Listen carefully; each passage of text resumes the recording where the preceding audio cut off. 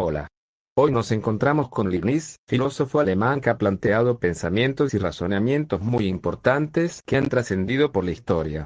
Leibniz nació en Leipzig el 1 de julio de 1646, fue un polímata, matemático, lógico, teólogo, político, entre otras profesiones más, se destacó por su teoría de las mónadas, contribución que le hizo a la metafísica. No olvides que también contribuye al racionalismo. Cierto. También participó en el racionalismo, que es lo que no ha hecho este personaje. Ja ja ja ja. Ya entrando en materia, señor Leibniz, ¿podría usted explicar cómo es posible el conocimiento? De manera introductoria, puedo afirmar desde mi concepción sobre el conocimiento, que este es potenciado por el innatismo, y que en consideración este innatismo se encuentra adherido a todos.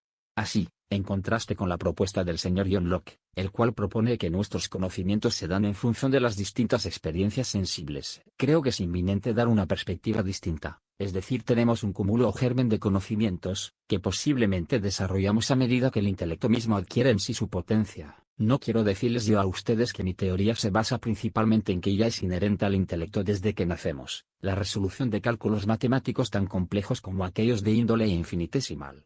No. No quiero decirles a ustedes eso. Todo lo contrario. No considero que seamos una tabula rasa, sino que en nosotros hay la potencialidad para encarar las ideas más complejas, pero todas gracias, como ya he mencionado, al innatismo. Después de ese pequeño punto, quiero ya a la audiencia exponerle más a profundidad mi teoría del conocimiento. Dentro de este innatismo, nosotros podemos encontrar verdades de hecho y razón. ¿Qué son esas verdades de hecho y razón, señor Leibniz? Iré paso a paso.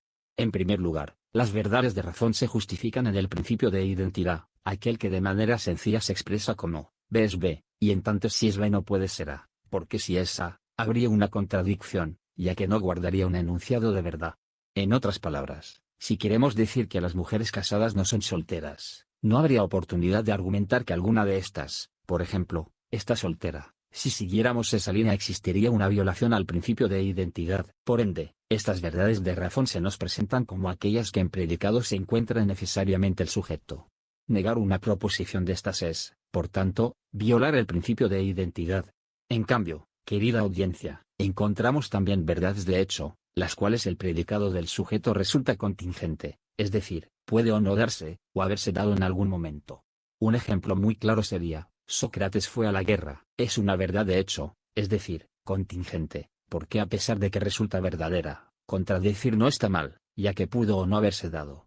No obstante, quiero también mencionarles que dentro de estas verdades de razón, y de hecho hay un punto en común, el predicado se encuentra necesariamente en el sujeto. Entonces, si ambas verdades contienen el predicado en el sujeto, ¿basta con estudiar el sujeto para conocer también el predicado?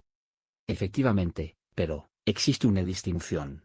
En primer lugar, las verdades de razón se pueden conocer por pasos finitos, ya que nuestro entendimiento es finito, mientras que, en los casos de verdades de hechos estas son infinitas, y solo Dios, que es el conocimiento infinito, puede conocerlas. Es decir, y miras a este último caso, Dios sería el único que tiene esa capacidad para saber si Sócrates va o no a la guerra. Así, para terminar mi explicación, quiero comentarles a ustedes que el principio de razón suficiente justifica las verdades de hecho, porque éstas, a pesar de haber podido tener un camino diferente, tienen un desenlace específico. Y esto no ha sido más que otorgado por Dios, ya que Él da razón a la existencia de distintos hechos. No obstante, Él mismo, Dios, no tiene razón fuera de sí, sino que se justifica en sí mismo. Entonces, si ambas verdades contienen el predicado en el sujeto, ¿basta con estudiar el sujeto para conocer también el predicado? Efectivamente, pero existe una distinción. En primer lugar, las verdades de razón se pueden conocer por pasos finitos, ya que nuestro entendimiento es finito, mientras que, en los casos de verdades de hechos estas son infinitas, y solo Dios, que es el conocimiento infinito, puede conocerlas. Es decir, volviendo al último caso, Dios sería el único que tiene esa capacidad para saber si Sócrates va o no a la guerra. Así, para terminar mi explicación, quiero comentarles a ustedes que el principio de razón suficiente justifica las verdades de hecho, porque éstas, a pesar de haber podido tener un camino diferente, tienen un desenlace específico. Y esto no ha sido más que otorgado por Dios, ya que Él da razón a la existencia de distintos hechos. No obstante, Él mismo, Dios, no tiene razón fuera de sí, sino que se justifica en sí mismo. Señor Leibniz, usted en su pensar privado, es el mejor ejemplo de un filósofo que usa la lógica como una clave para la metafísica. Sí, Pero no todo es gracias a mí. Este tipo de filosofía empieza con Parménides, y lo desarrolla Platón al usar la teoría de las ideas para probar varias proposiciones extralógicas. Spinoza pertenece al mismo tipo, lo mismo que Hegel. Pero ninguno de estos tiene tanta habilidad como yo en extraer deducciones de la sintaxis al mundo real. Por cierto, este tipo de argumentación ha caído en descrédito debido al desarrollo del empirismo. Señor Leibniz, es cierto que usted era un firme creyente en la importancia de la lógica, no solo en su propia esfera, sino como base de la metafísica. Sí, claro, incluso trabajé sobre la lógica matemática, lo que hubiera sido enormemente importante si lo hubiera publicado. En ese caso, habría sido el fundador de la lógica matemática, que hubiera sido conocida siglo y medio antes de lo que lo fue realmente. Me abstuve de publicar porque hay pruebas de que la doctrina del silogismo, de Aristóteles, era errónea en algunos puntos. El respeto por Aristóteles me hacía imposible creer esto, por lo que erróneamente supuse que los errores tenían que ser míos. A pesar de todo, usted tuvo la esperanza de descubrir una clase de matemáticas generalizadas, que llamaba características universales. ¿Podría explicar esto, señor Leibniz? En este trabajo el pensamiento podía ser reemplazado por el cálculo. Si tuviéramos esto seríamos capaces de razonar en metafísica, y en moral casi del mismo modo que en geometría y en análisis. Si surgían controversias, los filósofos no tendrían necesidad de más disputas que las que hay entre dos peritos en contabilidad. Bastaría que cogieran los lápices, que se sentaran al lado de sus pizarras y se dijeran el uno al otro, con un amigo como testigo: si querían, calculemos. Señor Leibniz, ¿cuál es el fundamento de su metafísica? Bueno, mi metafísica se encuentra constituida en base a la idea de las monadas. De una u otra manera es correcto decir que mi metafísica es la teórica de las monadas. Disculpe la interrupción, señor Leibniz, pero ¿qué es eso de las monadas?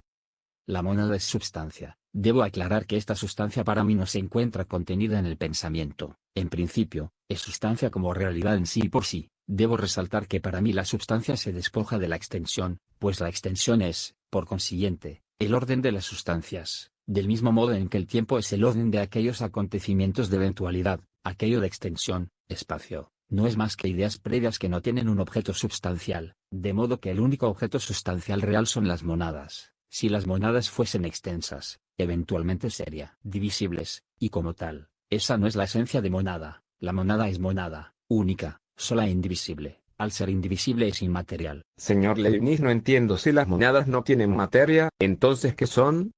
Fuerza. La monada es, dicho de otro modo, aquello que tiene energía. Ah, entiendo, pero la fuerza no necesita de un objeto físico para poder ser aplicada, de modo que, si la monada es indivisible e inmaterial, ¿a qué fuerza nos estamos refiriendo, señor Leibniz? Muy perspicaz. En efecto, cuando hablo de fuerza o energía, no me refiero a aquella representación sensible, nada de eso, porque así no podemos definir la energía y la fuerza en la metafísica, ya que en esta no hay cuerpos. Entonces, ¿cuál es esa fuerza?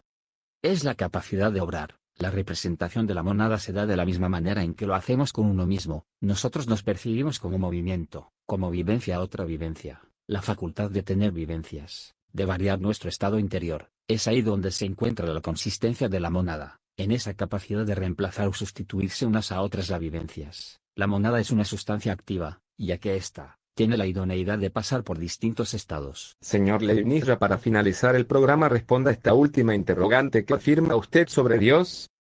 Vale, para ya no alargarnos más daré una breve explicación. Sin la existencia de Dios mi teoría no tendría fundamentación, y justifico la existencia con un argumento de Descartes pero que yo lo amplío tiempo después, y es que Dios es perfecto, y en la idea de la perfección es a la existencia. Entonces, como es perfecto y existe otro argumento que valida esto, es que es necesario. Muchas gracias, señor Leibniz, por estar aquí. De igual manera a todos nuestros televidentes, nos vemos en un próximo capítulo de Tertulia Filosófica.